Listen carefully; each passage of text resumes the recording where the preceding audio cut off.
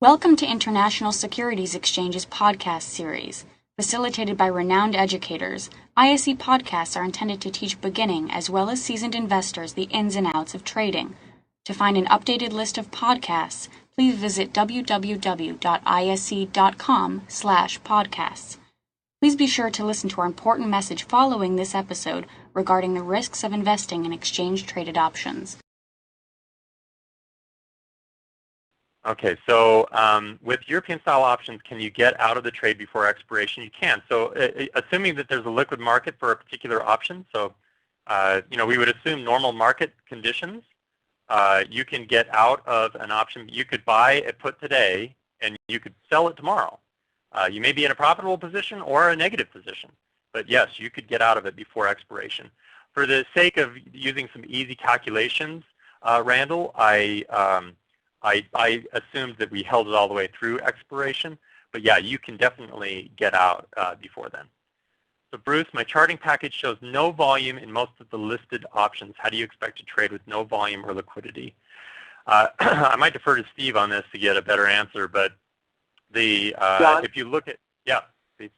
If you don't mind me, I'm looking at the EUU options that did not trade today, the 134, the April options. And I know this is something that people have read. I think this is written in books maybe 10, 20 years ago, and people still bring this up, talk about open interest and volume. I'm looking at the April 134 calls and puts. They didn't trade today. The bid-ask spread is 7 cents wide. I think that is actually very, very, that's a reasonable quote, considering the risk-reward that you have on an at-the-money option for a couple of weeks. I think that you really need to look at that, and you can go into different months and see different things. I just want to take a look at the May 134. They did not trade either, but the bid-ask spread there is 6 cents wide in the puts and 7 cents in the calls. So even going out another month, which is going to give you, even as John said, sometimes you want to give yourself a lot more time than you think you might need. I don't think those bid-ask spreads are unreasonable at all. So Steve, let me, so would you say that a fair answer to Bruce's question about volume and liquidity is that volume and liquidity are two different things in the options Absolutely. Market? It really depends on, John, it's a good point. It depends on the ability for a market maker to actually hedge a certain transaction. It's pretty easy for a market maker to hedge their option trade if they trade with one of us in the spot market or the futures market. If you're trading a very eclectic equity, you might see the bid-ask spreads to be 40, 50, 60 cents wide. Even some ETFs have very, very wide bid-ask spreads because the market maker finds it very difficult to hedge. This is a very, very, and John showed you, very straightforward way that most people would hedge this. We might not want to hedge, or we might want to hedge, but it's very, very easy to hedge this. Yeah. So the ability to get in and out of a position in currency options is enhanced because the underlying market, the Forex market, is so liquid. So it's not. They're two different things. It's tough to draw a comparison to, let's say, trading the currency itself, which has it's two different things. Let me answer one of these questions we've got here from Don. So does implied volatility work the same as in the equity markets with equity options? So the theoretical pricing models that include things like implied volatility and the things that infers. So things that we know about, how does the implied volatility respond in the money and out of the money option strike prices and volatility in the underlying, et cetera. And it is very analogous to the way that how implied volatility works and reacts to the market in the currency options market is very similar to the way it would react or what you would expect to see in with options on ETFs or options on stocks. Okay, so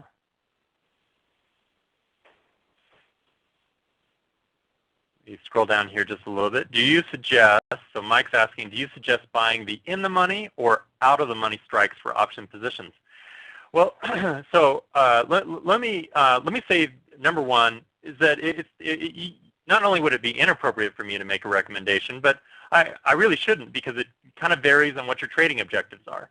When you can buy out of the money option strikes, and really the decision is, well, an out of the money strike is going to probably cost me less, but and we could even look at delta as kind of a really, really rough estimate of what the market's idea is about this particular option being worth anything by expiration. And so what we know about an out-of-the-money strike price is that, we have the potential for some big percentage gains. But, the prices can go against us very quickly as well. And, hanging on to that position for an extended period of time, we may wind up in a situation where it just becomes worthless through to expiration, so very easily. In general, when I'm showing examples and such, I usually look at the at-the-money strike price, because you're kind of you're kind of in what I would think is kind of a sweet spot in the volatility curve. You're not taking on too many disadvantages for the advantages that you're getting, but that's probably a personal preference. I think really aggressive traders, they may find an out-of-the-money strike really attractive, essentially. So Keith says, sometimes the bid-ask was quite wide, and therefore it was very difficult for me to make a profit, even though the VIX came down a lot substantially. So Keith, maybe I'm missing part of the context of your question. I'm not sure about the reference on the VIX. Sorry about that. But let me address the one thing I would say is I've been watching the currency options for a while, since they were been introduced, and as far as trading activity and volume goes, I'm finding it very promising, and I suspect that regardless of where the NFA comes down on the new margin requirements, that we're going to see, I would not be surprised to see a lot more traders who have specialized in the Forex beginning to shift their attention over to exchange products, from spot Forex, I should say, from spot Forex dealers over to exchange traded products, and finding a spot for currency options, which I think is definitely appropriate.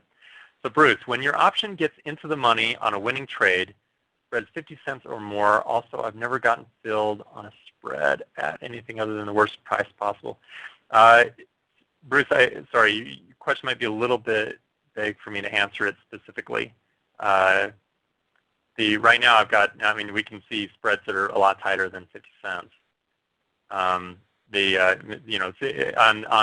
euro, for example, I'm seeing 5 or 6 cents, 7 cents on at-the-money strike prices. However, one thing I would comment. Let me comment on that though, Bruce. The spread is part of your trading cost, right? So there's commissions, there's spread, these kinds of things are trading costs. And this is one of the reasons why we tend to gravitate towards and advocate positions that are a little bit longer term. It's not that the analysis is all that different compared to a shorter term position. It's that the trading frequency tends to drop. So your potential upside is larger. Your potential downside is larger too in absolute dollar terms. But because you're trading less frequently, that constant cost is dinging you over and over and over again, whether it be the spread plus commissions or the spread or whatever it is, becomes a smaller percentage of the overall trade. Thank you for listening to our podcast. To find more podcasts on options, stocks, alternative markets, and market data, please visit www.ise.com/podcasts.